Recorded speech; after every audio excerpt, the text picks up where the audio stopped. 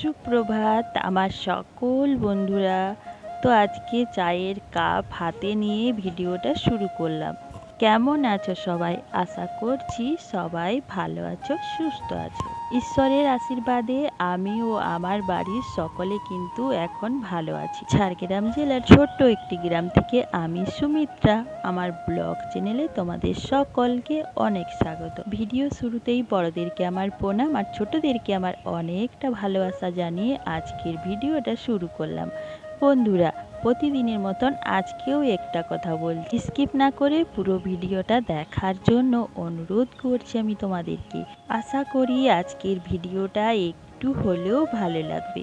ভিডিওটা ভালো লাগলে প্লিজ লাইক কমেন্ট করে আমার পাশে থেকো। একটা লাইক আর একটা কমেন্টে না আমার ভিডিও বানাতে আরও বেশি করে উৎসাহ বাড়ে। তো বন্ধুরা, সকালের কিন্তু বাসি কাজ আমার হয়ে গেছে। তারপর স্নান করে কাচা ধোয়া করে জামা কাপড়গুলো রেখেছিলাম, তো ওগুলোই এখন আমি মিলে দিই।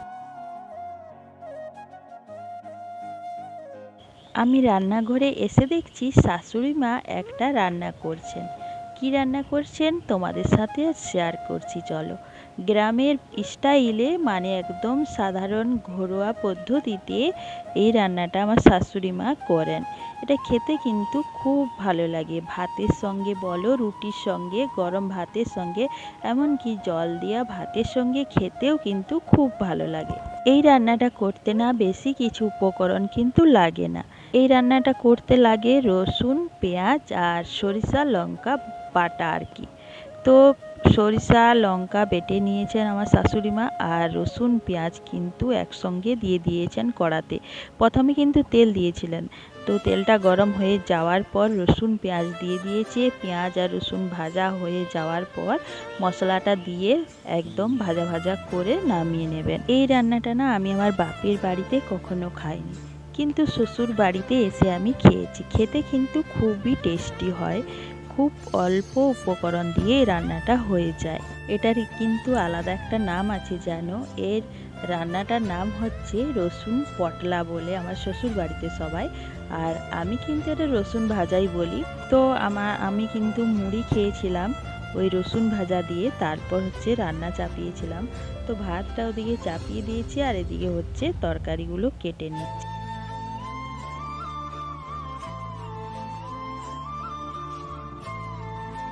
রক্তের সম্পর্ক ছাড়াও কিন্তু আলাদা আরেকটা সম্পর্ক হয়।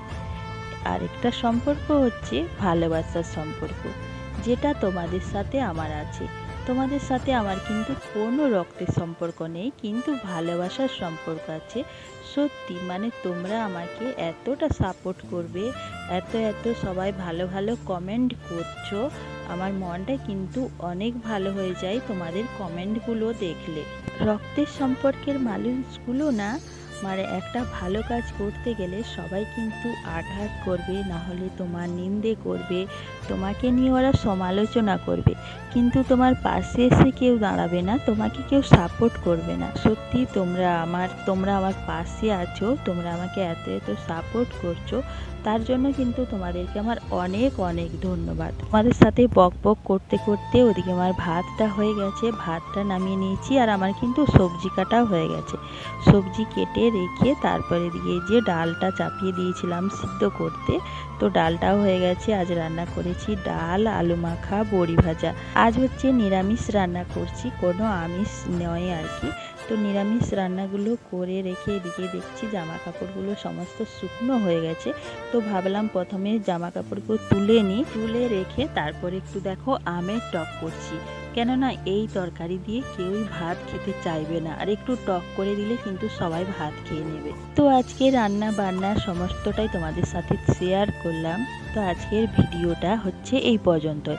দেখা হচ্ছে পরবর্তী ভিডিওতে। ততক্ষণে সবাই সুস্থ থেকো, ভালো থেকো, সাবধানে থেকো। তোমাদেরকে আমি অনেক অনেক ধন্যবাদ জানাই এতক্ষণ ধরে আমার ভিডিওটা দেখার জন্য আর আমার পাশে থাকার জন্য। এইভাবে আমার পাশে থেকো, আমিও তোমাদের সবার পাশে থাকবো। আমাকে তোমরা সাপোর্ট করো, আমিও তোমাদের সাপোর্ট করে যাব। সবাইকে একসাথে হাতে হাত মিলিয়ে, কাঁধে কাঁধ মিলিয়ে এগিয়ে যেতে হবে, তাই না বলো? তো চলো আজকের মতন টাটা।